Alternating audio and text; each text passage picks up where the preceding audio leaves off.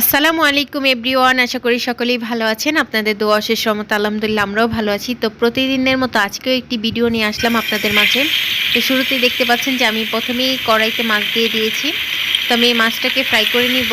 তো এই মাছটা আজকে রান্না করব হচ্ছে বেগুন, আলু আর টমেটো দিয়ে। এটা হচ্ছে তেলাপিয়া মাছ। তো আমি ভালো করে মাছটা ভেজে নিব আর আপনাদের সাথে ভিডিওটা শেয়ার করছি। ভালো লাগলে অবশ্যই লাইক কমেন্ট শেয়ার করতে কিন্তু একদমই ভুলবেন না। আর আমার চ্যানেলটি সাবস্ক্রাইব করবেন।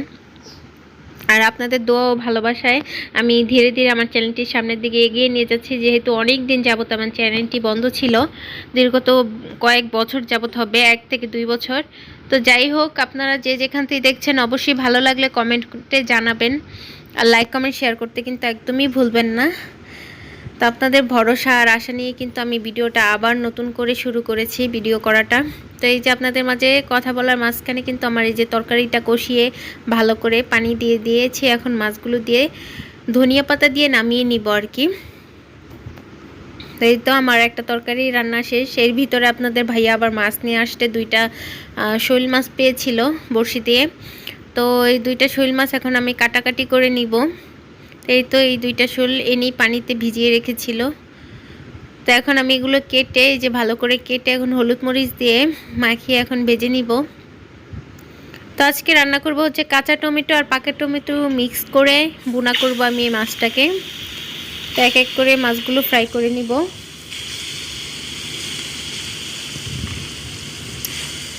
আর মানে ভিডিওতে ভিউ হয় না কেন সেটা যদি কেউ জেনে থাকেন অবশ্যই আমাকে একটু কমেন্টে জানাবেন। আমার যদি কোনো ভুল ত্রুটি থাকে কোনো ভিডিও ছাড়ার মাধ্যমে বা কিছু, আমি আসলে নতুন তো তাই এত কিছু বুঝি না, যে কোনো প্রবলেম হয়েছে কি না একটু জানাবেন দয়া করে আমাকে।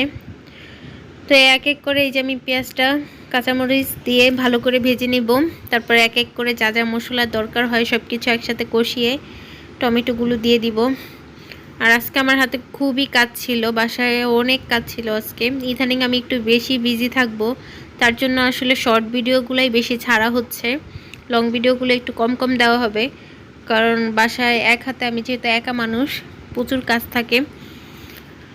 তো যাই হোক, সবাই আমাদের জন্য দোয়া করবেন, আমার ফ্যামিলির জন্য দোয়া করবেন, যাতে আমরা ভালো থাকি সুস্থ থাকি। আল্লাহ পাক যাতে সবাইকে ন্যায় হায়াত দান করে, সেই তৌফিক যাতে দান করে সেই দোয়া করবেন সবাই। যে যেখানেই থাকেন না কেন সুস্থ থাকবেন, ভালো থাকবেন, এই দোয়াই করি। তো এই তো আপুরা দেখতে পাচ্ছ যে আমার রান্নাটা কিন্তু প্রায় হয়ে যাচ্ছে। এর পাশাপাশি কিন্তু আমার ছেলে এসে মানে আমার সাথে একটু কথা শেয়ার করছে। তার বায়না বললামই তো, যখনই আমি ভিডিও করব বা কোনো ভয়েস ওভার করব তখনই তার বায়না আমার সাথে কথা বলতে ইচ্ছে করবে, আমার সাথে খেলতে ইচ্ছে করবে বা কোনো কিছু ফেলে দিবে, এই একটা অবস্থা তার। আর যেহেতু সে একা, বারবারই বলেই যে একা, বাসায় কেউ নেই আমি ছাড়া আর তার বাবা ছাড়া, তাই আসলে আমাদেরকেই সঙ্গ দেয় সে, আমাদের সাথেই থাকার বেশি ট্রাই করে। তো যাই হোক, এখন রান্নাবাড়ির দুপুরের রান্নাবাড়ি আজকের মতো এখানেই ডান। ভালো লাগলে অবশ্যই সবাই লাইক কমেন্ট শেয়ার করতে ভুলবে না। তো সন্ধ্যার নাস্তাতে চলে আসলাম। তো আজকে অনেক দিন যাবতীয় ইচ্ছে করতেছিল, 2 দিন যাবতীয় মন চাচ্ছিল যে একটু মোগলাই বানিয়ে খাই। আর না পুরো আমার এত ঝাল খাইতে মন চাইতেছে, মানে 2 দিন ধরে। তো যাই হোক, অনেকগুলো কাঁচামরিচ দিছি, দেওয়ার পরে এখানে 3টা ডিম দিয়ে আমি মোগলাই বানিয়ে নিচ্ছি। তো আসলে আমার মোগলাইগুলো হয় নাই, যেহেতু আমি এক হাতে ক্যামেরাম্যান।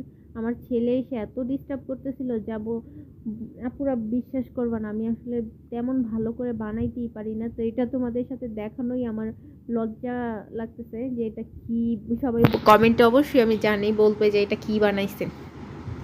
তো মাঝে মনে হয়েছে যে ডিমটাই মনে হয় লস হয়েছে, ডিমটাই নষ্ট হইলো আর কি। আমার ইয়াটা কিন্তু বেশি একটা দেখতে ভালো হয় নাই, কিন্তু খাইতে অনেক মজা হয়েছে, কারণ আমি ময় মশলাগুলো অনেক ভালো ভালো সব কিছু দিছি আর কি, যা যা দরকার। তারপরে এক্সট্রা একটা সিক্রেট মশলা দিয়েছিলাম, যার কারণে একটু বেশি মজা হয়েছিল, কিন্তু উপর থেকে দেখতে ভালো হয় নাই। এই যে দেখো কি অবস্থা, একটা তেরা বেঁকা লম্বা ছোট খাটো সব মিলিয়ে জিলিয়ে আর কি আমার ভিডিওটা হয়েছে। তো যাই হোক, বাজে কমেন্ট করো না, আসলে খাবারের জিনিস তো যে যেমনে পারে আর কি। বোন আমি এত ভালো করে পারি না হয়তো, বা তোমরা ভালো করে পারো, তাও একটা লাইক দিতে কিন্তু ভুলবা না।